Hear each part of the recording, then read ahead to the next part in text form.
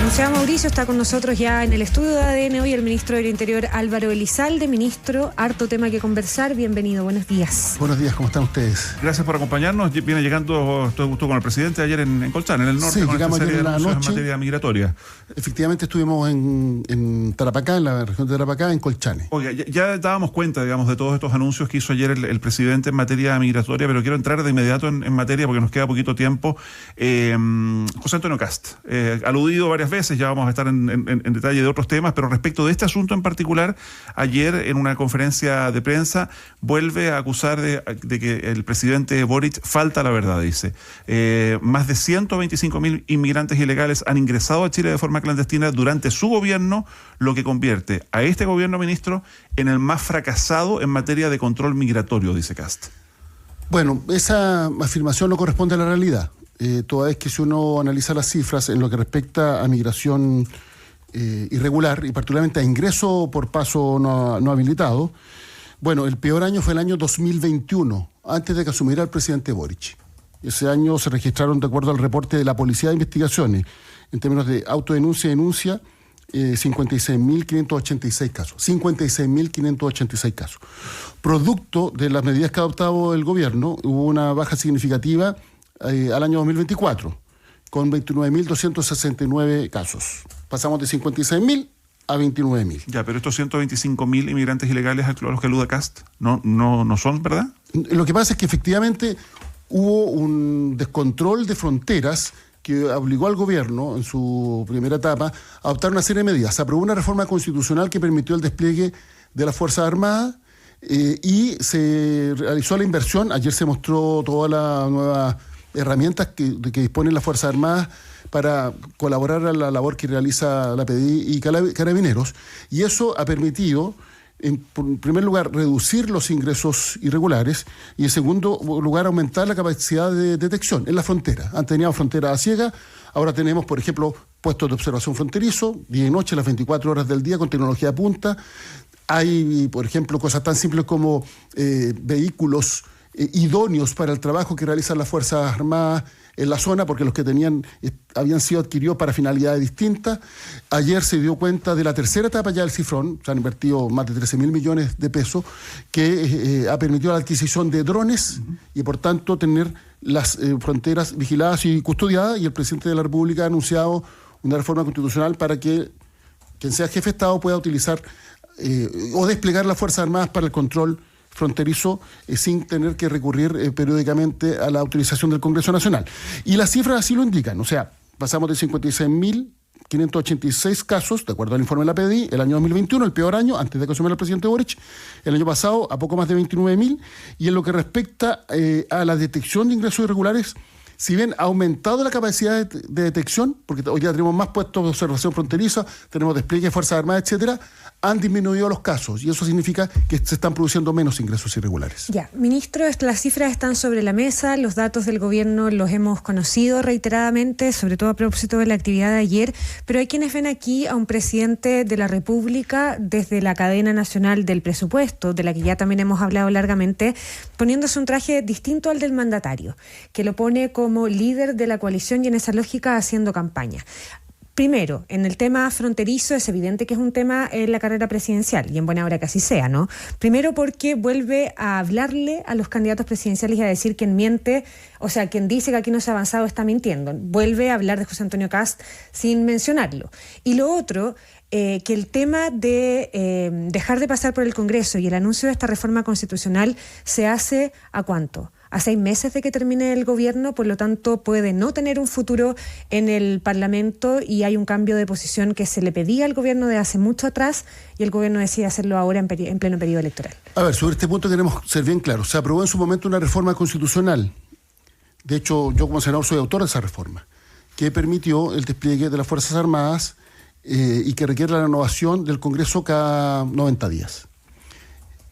Producto de la buena evaluación de lo que ha tenido esa iniciativa, el gobierno ha adoptado la decisión, el presidente de la República, de presentar una reforma constitucional adicional que va a permitir que el jefe de Estado recurra a esta herramienta cuando lo estime necesario para una debida protección de la frontera. ¿Con la expectativa real de que se tramite en el Congreso en lo que queda de gobierno? Por cierto, y entraremos con las urgencias necesarias para que se apruebe y cuente con los respaldos necesarios para ser realidad. De hecho, si uno ve todo lo que son las modificaciones legales que ha promovido el gobierno en materia de seguridad, bueno, han contado con el mensaje respectivo, si es una moción parlamentaria, con la indicación correspondiente, con el informe financiero, con los recursos, y hemos trabajado por su aprobación. Y no en vano, a la fecha llevamos 75 leyes de seguridad aprobadas, más que cualquier otro gobierno democrático. El gobierno que lo sigue, el gobierno del presidente Lagos, que aprobó 40 en 6 años. Y esto de no perder la oportunidad para aludir a José Antonio Kast, que hoy por hoy es el candidato de la oposición que lidera las encuestas. Algunos han dicho incluso en columnas escritas durante el fin de semana a propósito de la cadena nacional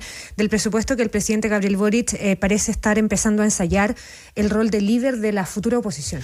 Mire, en absoluto, pero si se pretenden instalar fake news o mentiras, lo que corresponde es que estas se aclaren. Y como este tema ha sido un tema controvertido y se hacen afirmaciones que no corresponden a la realidad, lo que corresponde es que se aclare. Bienvenido al debate democrático sobre la base de la verdad, de datos veraces, porque finalmente eso permite que podamos tener un debate con altura y que las decisiones que se tomen estén pensadas en lo que es mejor para el país. Ya, pero ¿qué es eso? O sea, ¿usted ve que en la campaña presidencial se está mintiendo? ¿Hay mensajes que mienten? Ha habido información que es claramente inexacta de distintos candidatos y cada vez que así ha sido y hemos sido interpelados, nosotros aclaramos. Y eso forma parte del ejercicio de la libertad de expresión. Pero como estrategia política parece ser una buena idea seguir insistiendo en aludir sin mencionarlo muchas veces a un candidato en particular, porque hay quienes sostienen que esto lo terminaría levantando y transformando en el adversario del actual gobierno con los datos que están sobre la mesa respecto de las encuestas, digamos, que dan cuenta que una mayoría de la población no evalúa bien al gobierno, no evalúa bien al gabinete, no evalúa bien al presidente Boric. Bueno, y lo que corresponde es que el gobierno presente datos veraces para que el debate se dé sobre la base de verdades y no de mentiras, información inexacta o fake news. Ministro. Eso forma parte del debate democrático. Entonces, cuando vemos que el país estaba desbordado desde el punto de vista migratorio el año 2021, antes de que asumiera el presidente Boric, cuando habían carpas en la Alameda, personas viviendo en las plazas en las grandes ciudades del norte, cuando hubo incluso enfrentamientos, que no sé si se acuerdan cuando quemaron un coche de guagua, quemaron unas carpas, algunas personas en el norte. Bueno, ese era el cuadro que existía el año 2021, que a algunos se les olvida, porque, claro, a veces la memoria es selectiva. Y en ese contexto el gobierno tuvo que asumir una situación compleja que implicó, por una parte, modificar nuestro marco normativo para actualizarlo y, por otro lado, utilizar toda la herramienta que dispone el Estado, en el marco del Estado de Derecho, para enfrentar esta situación compleja. ¿Qué es lo que se hizo? Aprobada la reforma constitucional, se dictó un decreto con fuerza de ley que reguló legalmente el despliegue de las Fuerzas Armadas en la frontera norte, se les desplegó. Y no solo se les desplegó, se les otorgó recursos para contar con tecnología de punta para realizar de la mejor forma posible su trabajo. ¿En qué se ha traducido eso? En que los ingresos irregulares en Chile han disminuido. ¿Significa esto que vamos a cantar victoria y decir que la pega está hecha? Yo siempre lo digo, al contrario, hay que perseverar en este esfuerzo. Pero obviamente cuando se pretende instalar una imagen sobre la base de información falsa, lo que corresponde es que el gobierno la aclare. Ya, ministro, ya vamos a seguir hablando de la campaña presidencial, el rol que algunos ministros han tenido en esta etapa también en la campaña oficialista, pero solo un apunte a propósito del tema de la frontera y el trabajo del ejército. Ayer el comandante en jefe del ejército, el general Iturriaga, estuvo en una de las comisiones de presupuesto en el Congreso y habló de una situación financiera muy compleja para la institución. Habla de un déficit cercano a los 40.000 millones de pesos. Ocupaba una frase: no estamos en condiciones de terminar el año, por ejemplo. Y entre algunos de los argumentos que entregaba el general, el comandante jefe, era que hay un déficit de 14.000 millones de pesos que se atribuye a los costos asociados al despliegue operativo del ejército en la macrozona sur, pero también en la frontera norte. Con ese escenario, ¿cómo se enfrenta la disposición que el presidente Gabriel Boric quiere poner en marcha de esto de desplegarlo sin decreto? Pero mire, yo quiero esto verlo desde el punto de vista más general, porque efectivamente el gobierno ha hecho un esfuerzo por avanzar hacia la convergencia fiscal. ¿Y esto qué implica? Que los gastos que tiene el Estado guarden relación con los ingresos.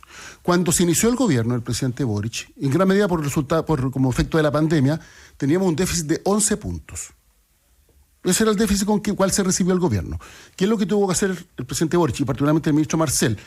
Tratar de cuadrar la caja, podríamos decirlo, y que las cuentas cuadraran. Y se hizo un esfuerzo importante sin que esto provocara recesión, porque obviamente cuando uno corta el gasto público eso tiene un impacto en la economía. Y lo que se ha hecho es avanzar hacia la convergencia fiscal. Y por eso se ha presentado un presupuesto que establece un déficit acotado, 1,1, y que va a permitir que el próximo gobierno en 4 años llegue a 0. Es mucho más fácil pasar de 1,1 a 0 que pasar de 11 a 1,1. Ese es el esfuerzo que ha hecho el gobierno. En ese marco, todas las instituciones obviamente han tenido que hacer un esfuerzo para avanzar hacia la convergencia. Pero el esfuerzo del ejército no solo ha venido asociado a lo presupuestario, ha venido asociado a que por primera vez un gobierno completo ha mantenido, por ejemplo, estado de excepción constitucional en la macrozona sur, independiente de los resultados. Que son dos cosas. O sea que lo general y lo particular. Y respecto a lo particular, bueno, no le quepa duda que, de hecho, yo ya me reuní con el comandante jefe del ejército para ese tema. Para ver cuál tema. El despliegue, el tema al cual él hizo referencia. Ya, ministro Elizalde, usted ha sido senador, presidente del Senado, presidente del Partido Socialista. ¿La izquierda le tiene alergia a la policía y al orden público? Lo que yo puedo decir es que el gobierno del presidente Boric ha actuado, sobre todo con el ingreso de la ministra Toá. Cuando la ministra Toá asume como ministra del Interior, eso fue en septiembre del 2022, ha actuado con claridad para enfrentar el desafío que tenemos en seguridad sobre la base del respeto al Estado de Derecho y obviamente el respeto a la dignidad de las personas. Y en ese contexto lo que se ha hecho es un esfuerzo importante que se ha traducido en acciones. Doy un ejemplo. El presupuesto de seguridad, si se aprueba la última ley de presupuesto que presentó el presidente Boric, va a haber aumentado, acumulado en 4 años en un 16,7%. ¿Cuánto aumentó el presupuesto de seguridad en el gobierno anterior? No aumentó. Así es simple. Entonces hay una diferencia sustantiva, porque donde ponemos las palabras ponemos las acciones. Hay muchos que hablan de seguridad pero no hacen mucho. Pero en el fondo político de las declaraciones nuevamente de la ex ministra Toá, ella plantea que aquí hay quienes en la izquierda le tienen alergia a la policía y al orden público. ¿Usted suscribe esas declaraciones? Lo que yo puedo decir es que lo que respecta al presidente Boric y a su gobierno, nosotros por el contrario hemos trabajado por enfrentar el desafío que tenemos en materia de seguridad, y por eso son múltiples iniciativas. Doy un ejemplo también. Pero es que la ex ministra Toá no está hablando del gobierno, porque ella representa al gobierno. De alguna manera estaría haciendo una autocrítica si ella tenía a cargo la gestión de seguridad. Ella está hablando de la izquierda, y en otras oportunidades ella también planteó, y esa es la pregunta que yo le hago a usted si esto suscribe, el gobierno intentó avanzar muchas veces en materia de seguridad, incluso a contrapelo de algunos de los partidos del oficialismo, en particular del Frente Amplio y el Partido Comunista. Es hacia allá donde entiendo apunta Carolina Toá, no al gobierno. Pero tuvimos mayoría suficiente para aprobar la iniciativa. Eso pasó, y parte efectivamente importante, hubo una reticencia. Parte importante de esas bancadas finalmente votaron a favor de esta iniciativa. O sea... votaron a favor de esa iniciativa. Ella hace referencia, mire, yo no vi el detalle de su exposición, pero hace referencia a dos tipos. Uno, lo que usted menciona, y lo otro, el populismo penal, como dos tentaciones. Pero en lo que respecta al gobierno, nosotros hemos trabajado desde el primer día por mejorar los estándares de seguridad en el país. Hemos contado con respaldo amplio de parte del oficialismo. No hay ninguna votación en general que tenga unanimidad en cualquiera de los bloques.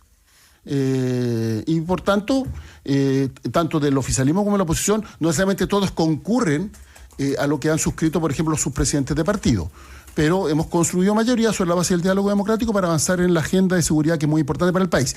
Y adicionalmente, hemos otorgado más recursos. O sea, si usted ve cuál es la situación, doy un ejemplo bien concreto y pedestre, del parque vehicular de Carabineros de Chile el año 2022, cuando se inició el mandato del presidente Boric, más de la mitad de sus automóviles tenían la vida útil vencida. Estaban inutilizables muchos de ellos.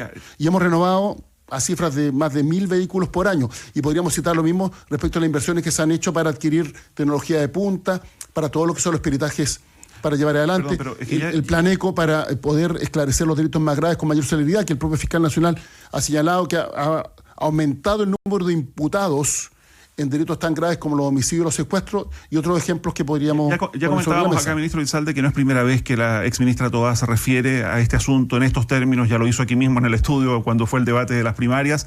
El punto está a esta altura en la oportunidad en que ella sigue expresando estos dichos a menos de 40 días de una elección presidencial. ¿Afecta lo que podría ocurrir el 16 de noviembre este tipo de declaraciones a la campaña de Janet Jara? Que yo entiendo que son, por decirlo de manera...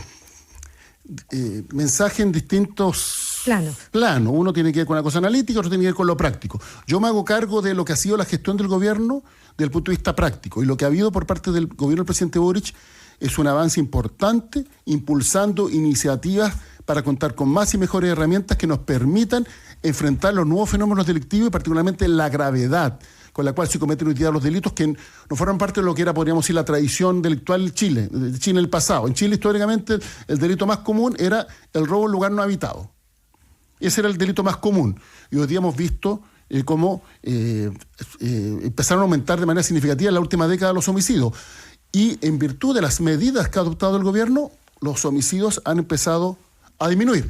Le insisto, ¿es para cantar victoria? En absoluto. Hay que perseverar este esfuerzo. Pero las medidas que hemos tomado han tenido efecto. Voy a dar otro ejemplo. Perdón, el año 2021, es que este ejemplo es bien importante. El año 2021 había poco más de 39.000 personas privadas de libertad, cumpliendo pena o alguna medida cautelar, privados de libertad, 39.000.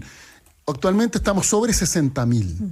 O sea, ha aumentado de manera significativa la población penal. Pero adicionalmente, desde el año 2010 que no se construía ninguna cárcel. Entonces tenemos un problema con las plazas y por tanto se ha anunciado el plan de aumento de plazas para efectos de poder garantizar que quienes sean condenados obviamente cumplan efectivamente esas condenas. Y lo mismo respecto de investigaciones exitosas que ha habido respecto del Tren de Aragua, cómo se han desbaratado no solo el brazo operativo violento, también los brazos financieros. Claro. Y por eso es tan importante, y con esto concluyo, aprobar el alzamiento del secreto bancario. En caso contrario, no vamos a poder ir tras los cabecillas del crimen organizado, muchos de los cuales están fuera del país, con total impunidad, porque finalmente no tenemos herramientas para seguir la ruta del dinero mal habido, la ruta del dinero de la delincuencia. Ya, el mismo presidente Gabriel Boric en una entrevista en CNN, me acuerdo, le preguntaron por el rol que debiera tomar Janet Jara, exministra de este gobierno, en relación a su campaña y haber sido parte de esta administración. Esto como de distanciarse y diferenciarse de la moneda. El presidente decía que consideraba normal y natural que eso pasara. ¿Es tan normal y natural, a propósito de la estrategia que ha mostrado, sobre todo en las últimas semanas, la candidata oficialista? ¿Qué nivel de incomodidad ha generado el gobierno? Por ejemplo, ayer lo que dijo de delincuencia, que la gestión de Toa efectivamente no tuvo como prioridad lo que se ha planteado en materia de seguridad, lo de las críticas directas a la reconstrucción en Valparaíso, que generó además todo este impasse con el ministro de Vivienda, Carlos Montes, y así una serie de otras cosas que la ponen en una vereda casi distinta a lo que plantea la moneda. Bueno, cada candidato puede definir libremente cuál es su estrategia de campaña y en ese sentido el presidente Boric ha sido, el presidente ha sido explícito, que no le molesta que una candidatura que representa a la fuerza progresista. ¿A usted que tiene a cargo la gestión política del gobierno tampoco? Es que cada candidato puede definir cómo lleva adelante su campaña y esto forma parte del debate democrático y todas las cosas que se puedan mejorar, bienvenido sea. Álvaro Elizalde, ministro del Interior, gracias de nuevo por acompañarnos esta mañana en ADN. Gracias a usted. Gracias, ministro. Que esté muy bien. 8:57.